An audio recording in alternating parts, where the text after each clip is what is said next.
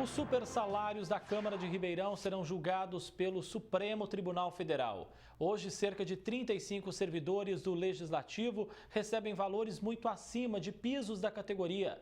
Tem casos de mais de R$ 35 mil no Olerite.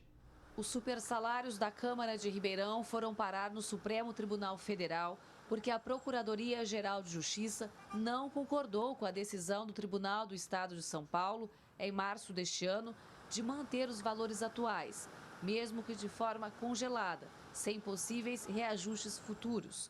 No documento do TJ, foi usado o termo inconformado com o teor do acórdão proferido pelo órgão especial do tribunal e diz: por todo o exposto, admito o recurso extraordinário e determino o seu encaminhamento ao Supremo Tribunal Federal. O Procurador-Geral de Justiça diz textualmente que não deve continuar pagando essas vantagens funcionais, porque são inconstitucionais e, se continuar pagando, a própria decisão do Judiciário do Estado de São Paulo será ineficaz, porque demorará muitos anos para que se abaixe esses vencimentos que são imorais. E eu acredito que a chance de êxito do Supremo Tribunal Federal é muito grande, porque em outros casos o Supremo já falou que esses super salários, essas super vantagens, são o chamado bis in idem, que é receber 2 vezes pelo mesmo trabalho, e isso aí é imoral e fere vários princípios constitucionais. O caso ficará com a relatoria do ministro Alexandre de Moraes.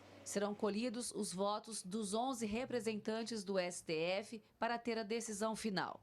O recurso do Procurador-Geral de Justiça fala que não é para devolver os valores pagos até hoje, mas que sejam barrados os supersalários da Câmara de Ribeirão. Para o especialista, houve a quebra de princípios da administração pública. Toda administração pública tem que se pautar pela moralidade, ou seja, ser moral e ser eficiente. Um super salário, ele beira a imoralidade, né? Por mais que muitas vezes quem está recebendo não tenha tido a intenção de receber ou não fez nada de forma dolosa para tal, mas é dinheiro do contribuinte que está sendo gastado de forma imoral e aí com certeza de forma ineficiente, porque não é eficiente você pagar 10 vezes, 15 vezes mais do que a média de mercado para a mesma função. Então há um desperdício de dinheiro público. Cerca de 35 servidores do Legislativo possuem salários muito elevados. Tem gente que de 3 mil recebe mais de R$ 35 mil. Para o advogado, fica uma impressão ruim para a Casa de Leis e inclusive para os atuais representantes. Infelizmente, estão devendo favores ou não estão com a sua independência a todo vapor, a 100%, porque eles deixaram passar uma lei totalmente inconstitucional, inclusive em desconformidade com várias decisões do Supremo Tribunal Federal. É uma coisa muito estranha que está acontecendo aí na Câmara Municipal de Ribeirão Preto. Deixar passar tanta lei inconstitucional e o Tribunal de Justiça reiteradamente declarar como inconstitucionais as leis do município de Ribeirão Preto. Algo muito estranho. Os supersalários surgiram a partir de gratificações e incorporações que foram acrescentadas aos vencimentos dos funcionários. Elas foram criadas por vereadores de várias legislaturas do passado. Hoje, poderiam atender a outras necessidades do município. Sobraria dinheiro para outras atividades do Legislativo, né, melhorar a participação popular, enfim, transparência, diversos mecanismos, ou mesmo restituir o Executivo para que aplique em obras ou em ações diretas à população. É um tanto estranho. O porquê que a Câmara decide manter, porque ela poderia, sim, tomar a iniciativa, reconhecer a inconstitucionalidade ou a ineficiência, alegar um princípio por um próprio ato da mesa e reduzir esses salários. É lógico que isso não impediria que os servidores entrassem na Justiça para restabelecer, mas ela poderia, sim, ter uma medida mais proativa, né? Então, eu não sei aí qual o interesse em manter esse salário, né?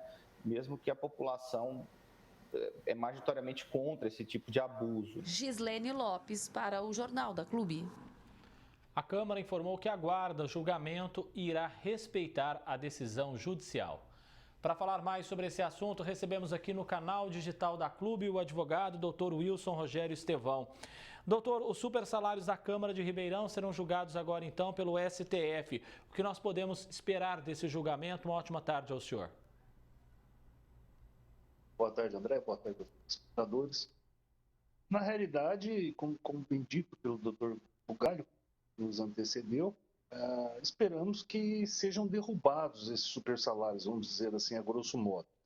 Porque existem já outros julgados, onde em outras cidades, outras comarcas, foi declarada a inconstitucionalidade desses atos. Então, esperamos realmente e precisamos que ocorra o julgamento pela inconstitucionalidade dessa achincalhe que fizeram com os salários. Doutor, como funciona na prática? A gente depende desses 11 ministros para decidir o futuro dos vencimentos, então, desses 35 servidores da Câmara de Ribeirão? Exato. Como foi informado na matéria, esse recurso vai ser encaminhado para o professor ministro Alexandre de Moraes, que será o relator. Então, ele vai fazer toda uma análise de todo o processo e emitir o seu relatório. E aí, esse relatório é encaminhado para o plenário do Supremo. E no plenário haverá a votação, onde se espera a maioria do plenário que acolha a tese do senhor relator ou a rejeite. Se for pela diminuição dos salários ou pela devolução desses salários, o que já é mais difícil, né, então, de imediato, esse recurso volta para o Tribunal de São Paulo, vem a Ribeirão Preto e aí deve ser cumprido. Nós já mostramos várias vezes casos de servidores que têm ali no seu registro um valor de R$3 mil de salário, só que eles recebem R$35 mil, com todas aquelas gratificações e tudo mais. É, de certa forma, um exagero. Não é só um exagero, né, André? Chega a ser, como disse o entrevistado, Matheus, que antecedeu, chega a beirar a imoralidade, né? Porque pode ser legal, mas é imoral. É imoral o cidadão ganhar 10 vezes mais, né? E, normalmente, essas gratificações e esses benefícios que houveram nos salários foram todos por encomenda.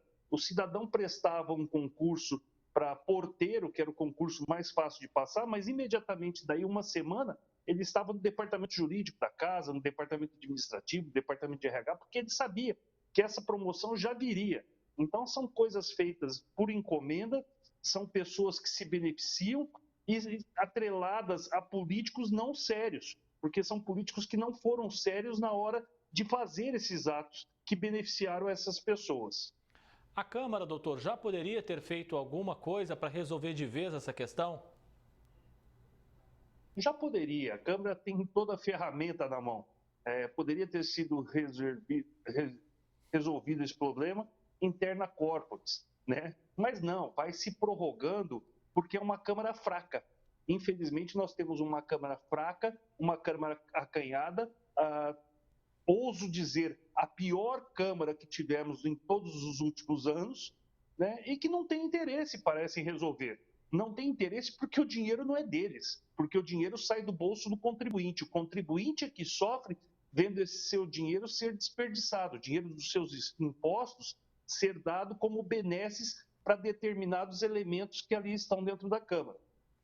Dinheiro esse que poderia atender outras necessidades do cidadão de Ribeirão Preto. Rapidamente, por gentileza, doutor. Sim, esse dinheiro, se não usado pelo Legislativo, porque parece que não tem interesse ali em promover a participação popular na Câmara, mas necessariamente pela Constituição ele deveria, no final do ano, ser devolvido ao Executivo, que poderia comprar leite para as crianças, fazer creches, fazer educação, investir em saúde. Então, é um dinheiro que é jogado fora, na realidade. Doutor Wilson Rogério Estevão, advogado, muitíssimo obrigado, doutor, pela sua presença mais uma vez aqui no Jornal da Clube. Um grande abraço.